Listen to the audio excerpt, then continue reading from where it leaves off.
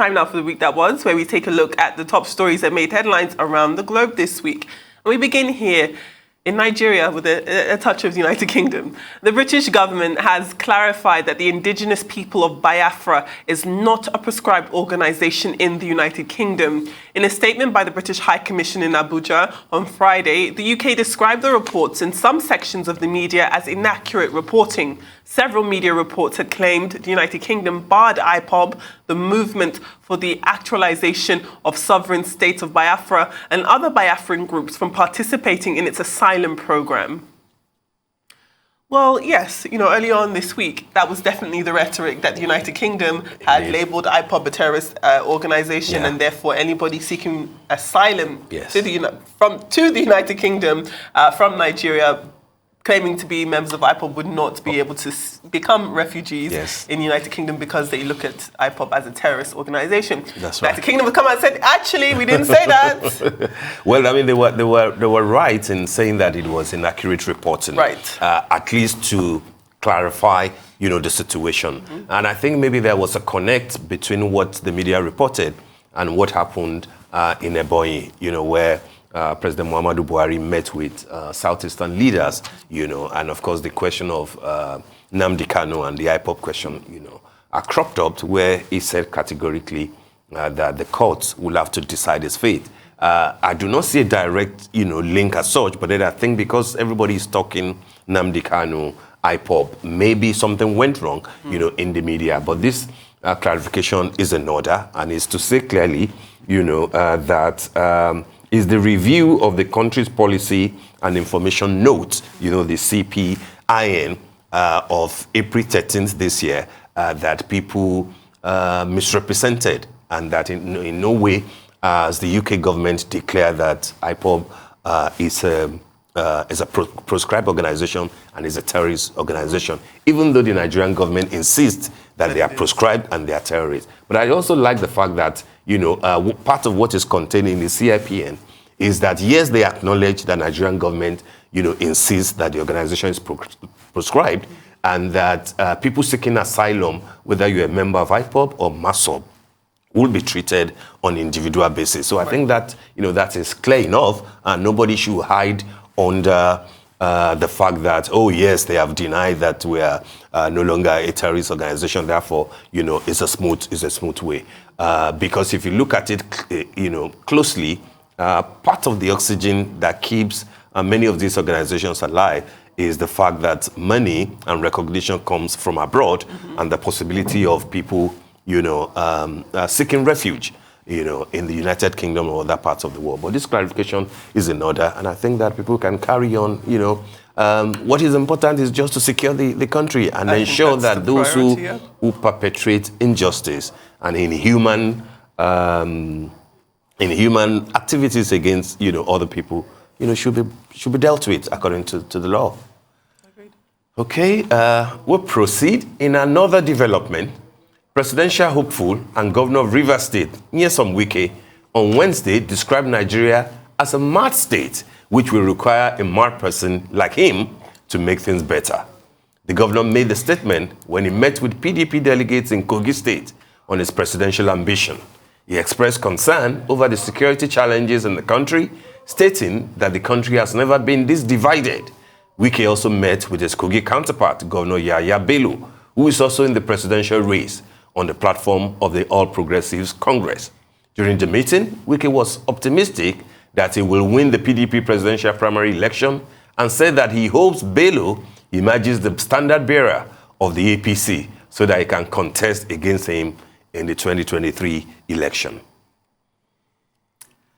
Okay. Interesting development. Yes.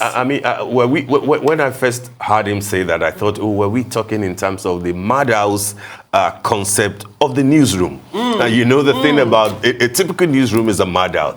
But then describing the country that you seek to govern as a mad state is pushing the boundaries of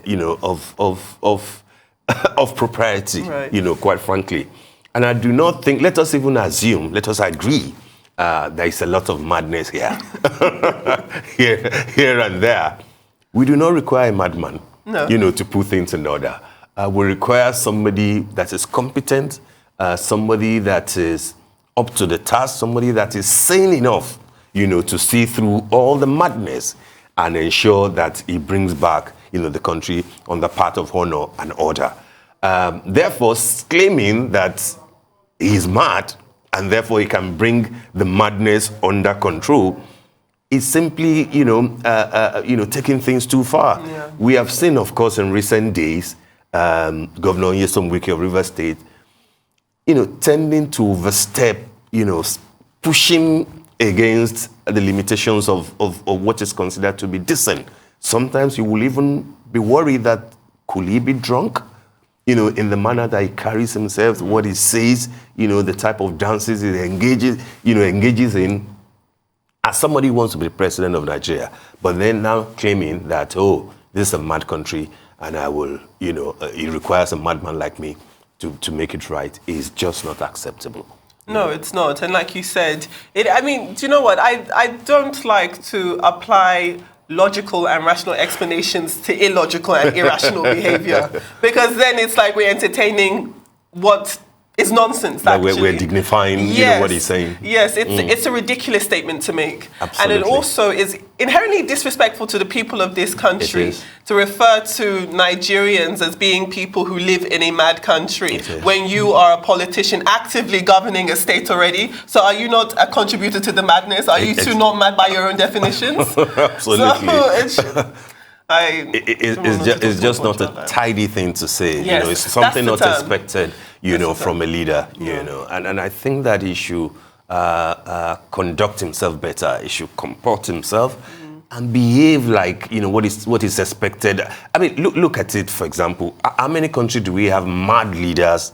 Claiming that they're mad and it's their madness that is bringing things to work. Countries where you have leaders that are described as mad, we know the consequences. The other time that the United States of America, to use that as a reference, had, somebody who didn't quite comport himself in the manner that is acceptable, globally. We saw the result of it. Absolutely. Is that what, the kind of a thing that Governor Wike is preaching, wants to be in Nigeria? It is not right, it is not tidy, and it is not acceptable. Yeah. And, before we move on to the last story, I'm actually happy that you brought up the previous administration in the States, because while people can laugh and joke about people's behavior and the things they say, they have lasting effects. Even when they leave office, look what's happening with the Supreme Court and Roe versus Wade. It was under that administration that more than one Supreme Court justice, Republican, was put on the bench, and now you're seeing the ramifications of those decisions. Exactly. So, let's be wise. Absolutely. I know that words mean things, and actions obviously have consequences. You're right, Adefemi, you're right. Well, moving on, Nigeria has this week been marking the 12th anniversary of the death of former President Umaru Musa Yar'Adua. In a series of tweets, his deputy and successor in office, Goodluck Jonathan, seized the occasion to describe the late Nigerian leader as a selfless leader and a peacemaker who governed with sincerity and passion for the people. He said that Yar'Adua's strides in public life continue to testify for him even though he's no longer here, and added that the deceased was a servant leader whose type is hard to find. When we first came across this story, it shocked me that it had been 12 years. It's already 12 years, I think 12 years isn't too far a time. I think we can all remember where we were 12 years ago. Yeah. I remember where you were when that news first broke. Yeah. And it is obviously a negative thing when an elected president dies in office and is unable to complete his term. Yeah. So we do obviously extend our condolences to the Yar'Adua family. Absolutely. But when we look at the political legacy, I'm not sure if many people would agree that while there's always a level of respect you extend to people who are no longer with us, if we... Respect for the dead. Absolutely. I'm not sure that many people would agree that his presidency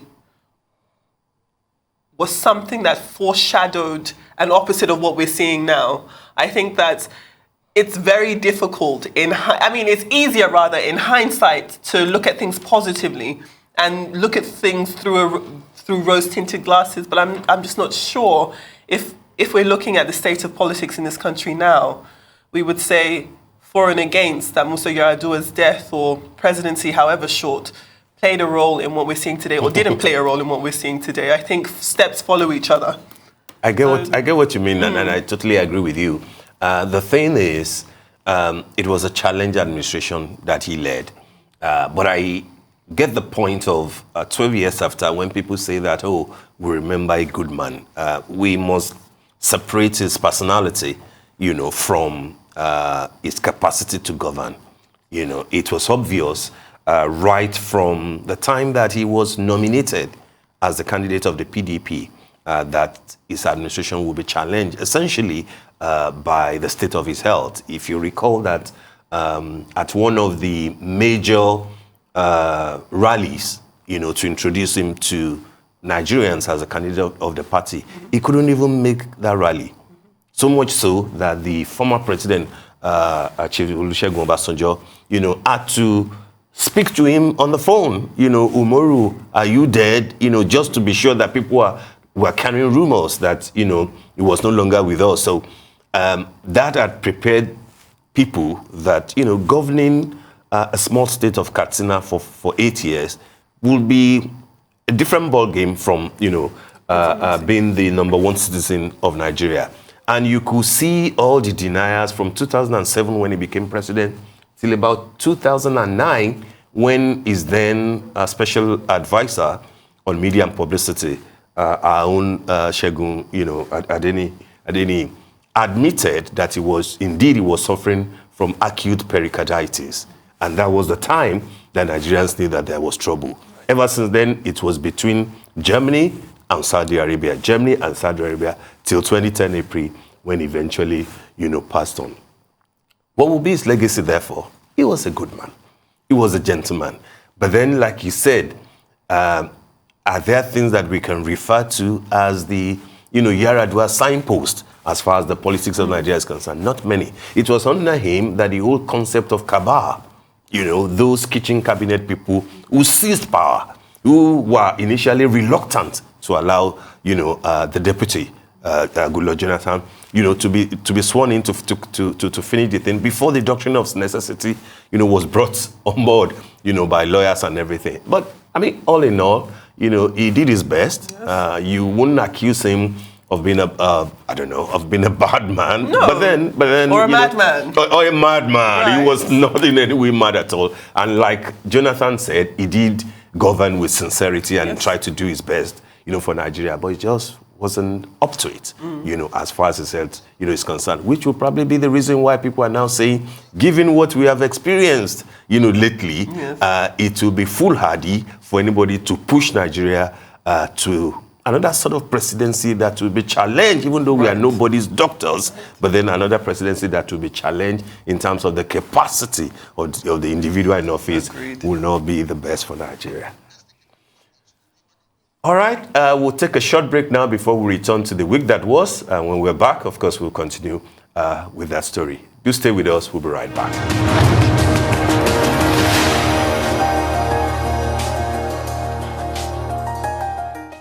Welcome back to the morning show here on Arise News. Reports within the week have it that some senior officials of the Justice Ministry and several aides of Attorney General of the Federation and Minister of Justice, Abubakar Malami, have been quizzed by the Economic and Financial Crimes Commission over suspicion of corruption in the compilation of the presidential pardon list.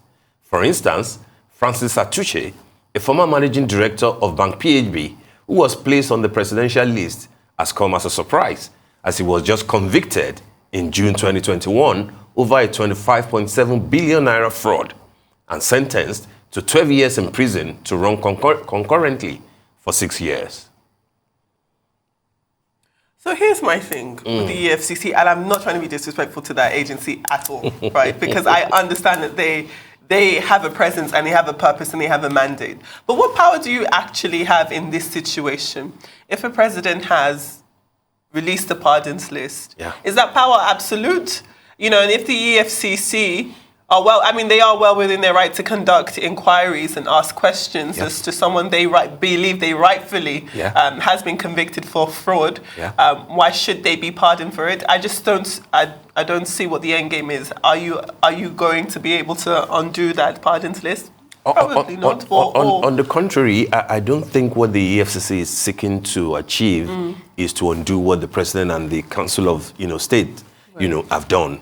Because, the claim from the presidency was that, it was the Council of State decision, even though we know that is the prerogative of the president. What they're saying is that if there are allegations that can be proven that monies did exchange hands as to who, went on that list of those who will be pardoned. Right. 159 of them, maybe that's a leeway to investigate and find out what's happening, which will be a smart thing to do, for the EFCC. I do not know what they will find along the line, but we know already that they have quizzed some staff, some aides of the Attorney General, yes, Abubakar Malami, whose office it is to compile, to do the compilation. It is not the first time, as you know, that presidents will grant pardon to even political, to their political associates. Former President Jonathan did the same thing to his principal, Dipriya Lamisia, who was also convicted of fraud. In those days, he ran away, he ran out of the country, ran to the UK, came back. There were allegations that he had to escape the UK, dress as a woman and stuff like that. He granted him a pardon. So it is not a big deal as such for President Buhari to grant pardon. But then 159 people are to go, including two former governors, former governor of Taraba and former governor, of Plateau, on the flimsy excuse that, on account of old age, people who are not up to 70 anyway, haven't allegedly stolen billions of naira from the coffers. I think that if there is enough grounds to suspect that something was fishy in compiling that list, I think the EFCC should go after it. Absolutely. They should try and find out what has happened.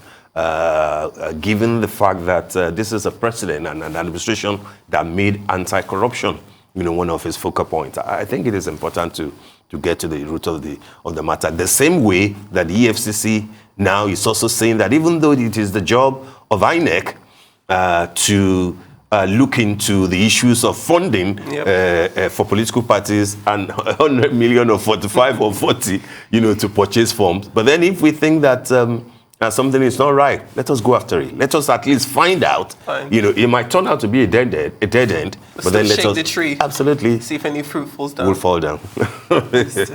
All right. Well, President Muhammadu Buhari has condoled with the families of residents trapped in a collapsed three-story building where at least 8 people have been confirmed dead and scores more injured. Now, the president has also saluted the courage of first responders whose immediate action in the aftermath of the collapse led to the rescue of several persons. Now, meanwhile, emergency services say the injured have been rescued and have since been taken to hospitals. Ibrahim Farinloye of the National Emergency Management Agency, NEMA, said the building collapsed late on Sunday in the Ebute Metta area of the state, which has a population of more than 20 million people. As at the time of the filing of this report, Farinloye said rescue efforts were still ongoing at the scene of the incident. I mean, yet another building collapse. Absolutely. How many will we get to before things will change and people will have to be decisively dealt with, particularly in Lagos, where it looks like this is a regular occurrence, Ebute Metta is notorious in a way, and I saw a report of that street. I think that was on the Ibadan Street, in Ebute Metta. There are 2 or 3 other buildings that are distressed and already marked, around that place. But you will see that at least 2 of them still have occupancy, which therefore calls to question the efficacy, of the agencies of government charged with ensuring that distressed buildings are evacuated and lives are not lost. Because if you have pasted the notice to say that this is a distressed building, I do not think that anybody has the right anymore at that point, to continue, especially if you have given a deadline as to when they will have to leave. What happened with that particular building in Butemeta, is a case of negligence, I believe. I listened to what the owners of the buildings, had to say and try to, exonerate themselves from what has happened. But, I mean, it doesn't hold water. It doesn't add up at all. And I think that the agency, LAPSCA especially, as far as Lagos State government is concerned, will need to do a lot more. Given what has happened to the foreshore, to Femi Fosco's, place in Ikoyi, and all the back and forth, that led to the report, that indicted clearly, both a few government officials, and the gentleman that passed on, unfortunately. That is enough reason for Lagos State to say that we will need to do a lot more.